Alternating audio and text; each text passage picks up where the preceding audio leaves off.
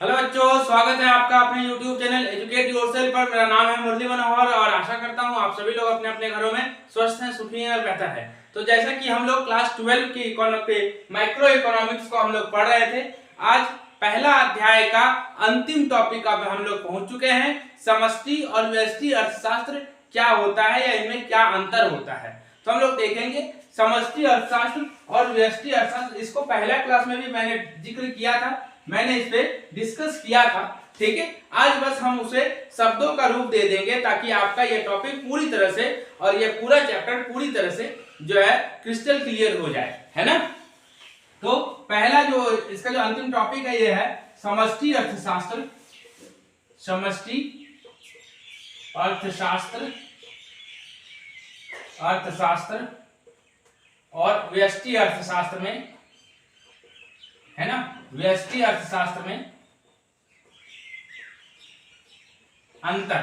तो समष्टि अर्थशास्त्र है ना, तो समष्टि जैसा कि इसे हम लोग इंग्लिश में कहते हैं मैक्रो इकोनॉमिक्स और इसे हम लोग इंग्लिश में माइक्रो इकोनॉमिक्स कहते हैं। और हम लोग अभी फिलहाल जो किताब पढ़ रहे हैं वो एनसीईआरटी की व्यष्टि अर्थशास्त्र को ही हम लोग पढ़ रहे हैं। पहले क्लास में हमने पहले भी इसको डिस्कस किया है कि समष्टि और व्यष्टि इन दो नामों को, इन दो विभाजनों में बांटने वाले व्यक्ति का नाम था रेगनर फ्रिश। ठीक है, तो चलिए इसके अंतरों को देख लेते हैं। तो समष्टि अर्थशास्त्र क्या होता है, तो इसमें संपूर्ण, जैसा कि नाम से ही पता चल रहा है, समस्त है ना। इसमें हम एग्रीगेट के बारे में पढ़ते हैं, समस्त चीजों के बारे में पढ़ते हैं। इसमें संपूर्ण अर्थव्यवस्था, है ना, संपूर्ण अर्थव्यवस्था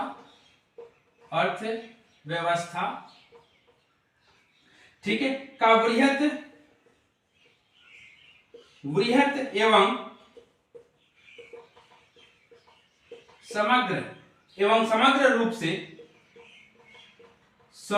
से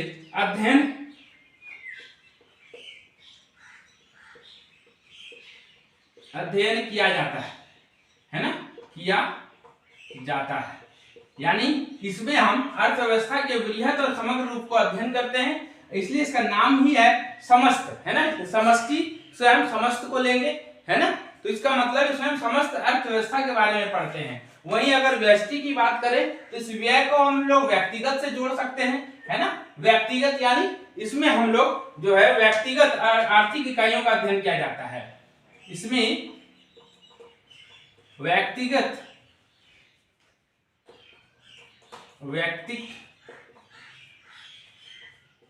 आर्थिक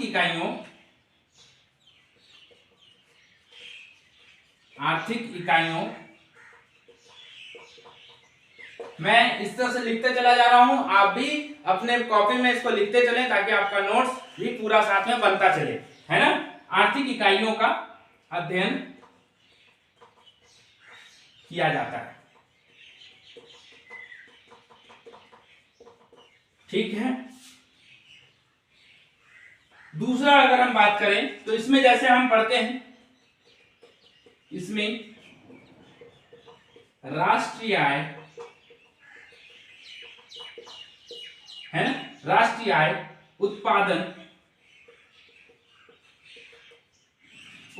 का निर्धारण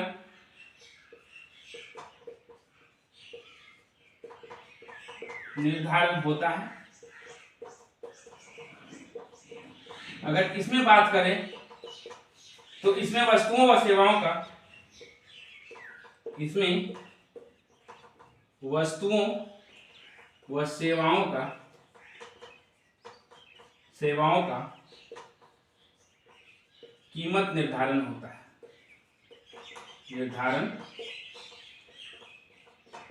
है, ठीक है। आप चाहें तो इसे पॉज करके लिख लें, मैं फिर इसे मिटा दूंगा। आगे देखते हैं, आगे इसमें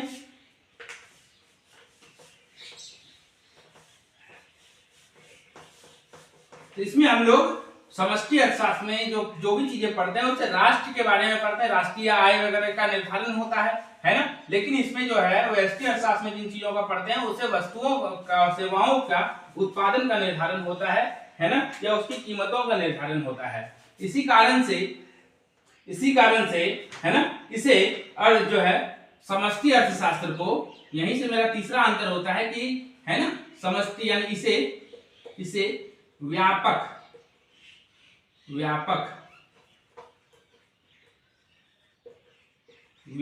अर्थशास्त्र भी कहते हैं,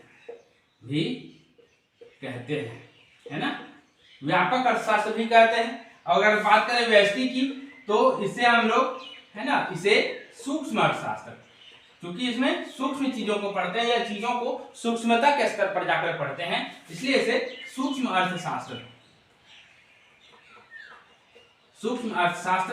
भी कहते हैं।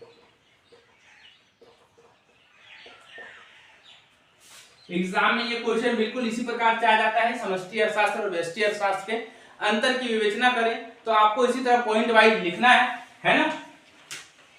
उसके बाद इसका क्षेत्र, अगर हम बात करें कि इसका क्षेत्र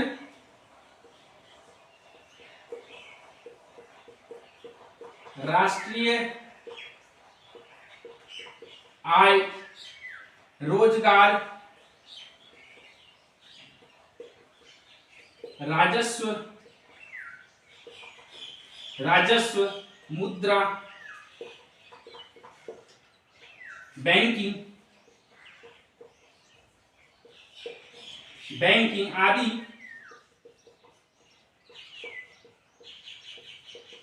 समग्र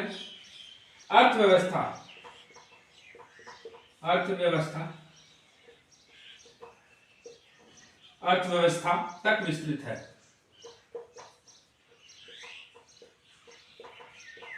है ना। इसके अंतर्गत राष्ट्रीय आय, रोजगार, राजस्व यानी रेवेन्यू, है ना, यानी टैक्सेशन वगैरह इसमें हम लोग पढ़ते हैं, मुद्रा, बैंकिंग और इन सभी चीजों को पढ़ते हैं जो जिसमें व्यापक स्तर की बात होती है ना। अगर हम बात करें व्यष्टि अर्थशास्त्र में, तो इसका क्षेत्र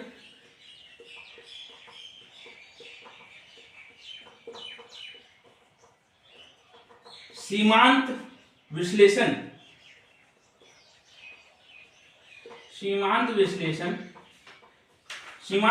पर आधारित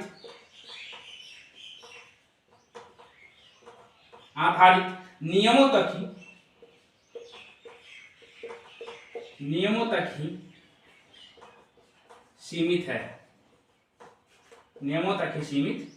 ना। सीमांत विश्लेषणों पर ही आधारित है ना, ठीक है। और इसका क्षेत्र राष्ट्रीय आय, रोजगार, राजस्व, मुद्रा, बैंकिंग आदि जो है समग्र अर्थव्यवस्था तक विस्तृत है, और इसका जो है सीमांत विश्लेषण तक ही ये आधारित होता है, ठीक है। आगे देखते हैं, चलिए अब मैं इसे मिटा रहा हूं।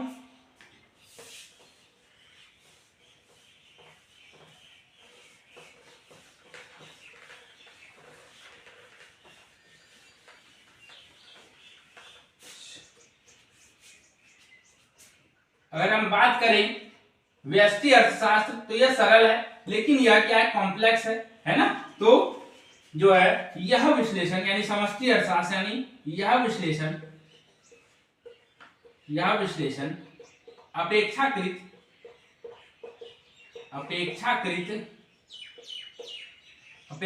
यानी किसके अपेक्षा में, व्यष्टि अर्थशास्त्र की अपेक्षा में अपेक्षाकृत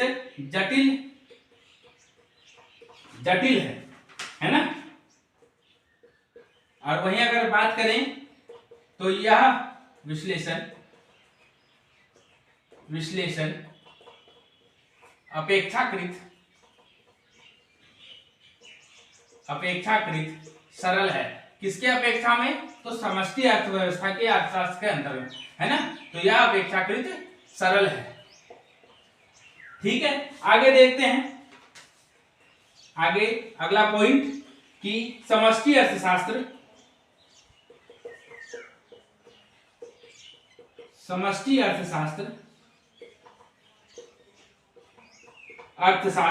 संपूर्ण अर्थव्यवस्था का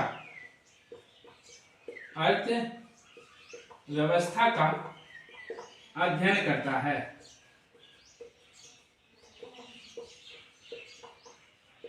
लेकिन अगर बात करें वही व्यष्टि अर्थशास्त्र की, तो व्यष्टि अर्थशास्त्र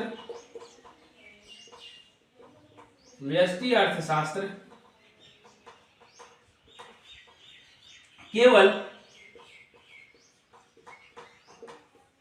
अर्थव्यवस्था की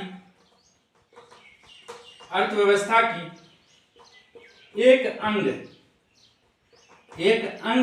का अध्ययन करता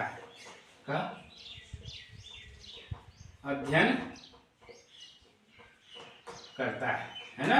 जैसे अगर हम डॉक्टर के पास जाते हैं तो जब हमको पता नहीं चलता है क्या बीमारी है तो हम जनरल फिजिशियन के पास जाते हैं, वह संपूर्ण का अध्ययन करता है ना, ठीक है। लेकिन जब पता चलता है कि फेफड़े में प्रॉब्लम है, हड्डी में प्रॉब्लम है, किडनी में प्रॉब्लम है, तो हम उस चीज के स्पेशलिस्ट के पास जाते हैं, वह अंग विशेष का अध्ययन करता है कि नहीं, है ना। दांत का इलाज कराना है तो डेंटिस्ट के पास ही जाना पड़ेगा, है कि नहीं। तो जब हम चीजों को छोटे लेवल पर लेकर जाते हैं तो वो व्यष्टि अर्थशास्त्र के अंतर्गत अध्ययन करते हैं। जब हम चीजों को समग्र रूप से देखते हैं तो उसे हम जो है समष्टि अर्थशास्त्र के अंतर्गत अध्ययन करते हैं। अगला पॉइंट लिखने से पहले मैं आपको 10 सेकंड का समय दे रहा हूं, आप इसे लिख ले, ठीक है, फिर मैं अब इसे मिटाऊंगा।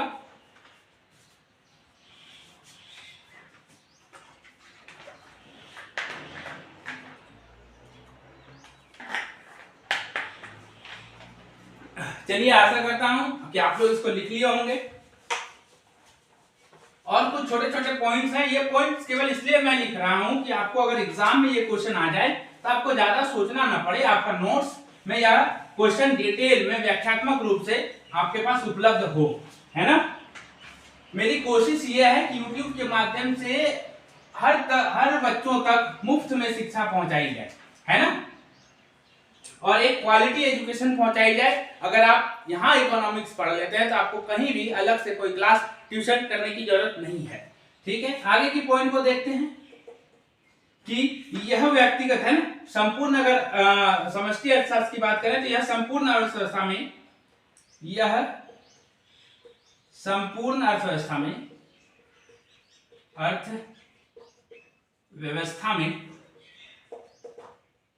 आप आने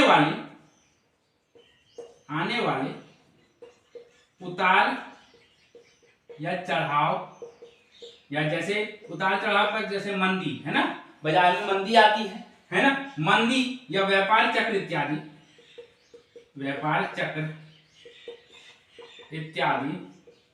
इसे ब्रैकेट में बंद कर लेंगे। उतार चढ़ाव की व्याख्या करता है।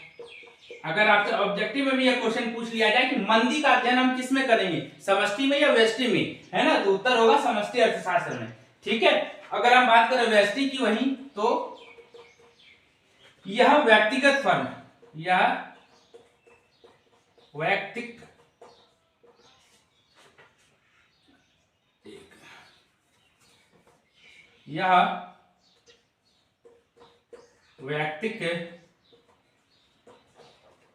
फर्म उद्योग में आने वाले उतार चढ़ाव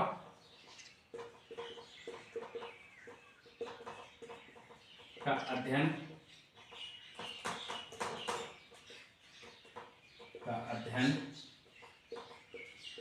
करता है, ठीक है। आगे देखते हैं।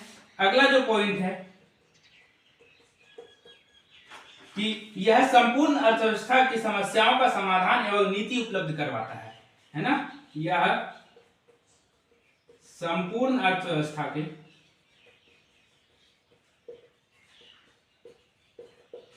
समस्या का समाधान व नीतियां उपलब्ध करवाता है ना। इसमें संपूर्ण अर्थव्यवस्था के बारे में पढ़ते हैं, इसलिए समाधान संपूर्ण अर्थव्यवस्था का होता है और जो नीतियां बनती हैं वो भी संपूर्ण अर्थव्यवस्था के लिए बनती है। लेकिन अगर हम बात करें यहीं पर व्यष्टि की, तो यह वैयक्तिक है ना समस्याओं का व्यक्तिगत समस्याओं का समाधान एवं नीति प्रस्तुत करता है।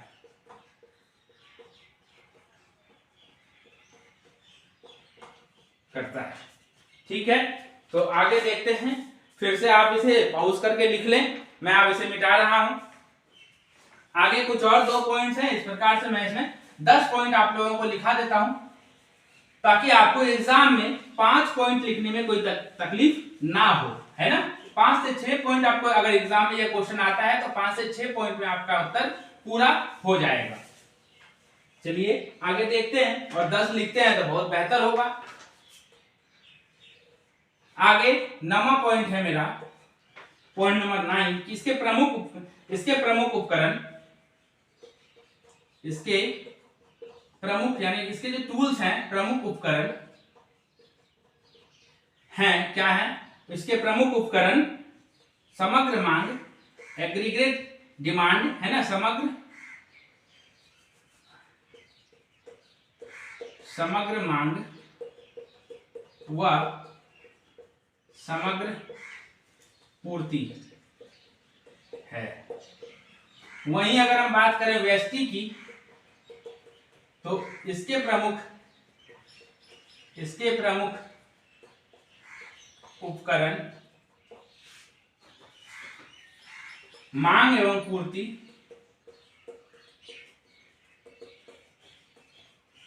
है ना, मांग एवं पूर्ति है ना। इसमें समग्र मांग की बात होती है, लेकिन इसमें केवल मांग और केवल पूर्ति की बात होती है। इंडिविजुअली लेवल पर यह बात होती है, व्यक्तिगत लेवल पर यह बात होती है। और लास्ट आखिरी जो पॉइंट है वो है कि इसके तथ्य संपूर्ण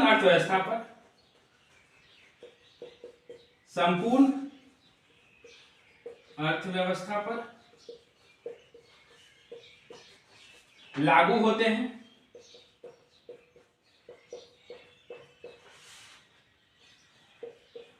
वहीं अगर बात की जाए व्यष्टि अर्थशास्त्र की, तो इसके तथ्य व्यक्तिगत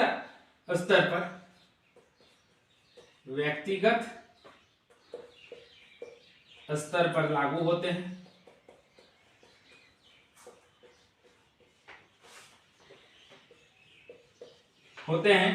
है ना, ठीक है। और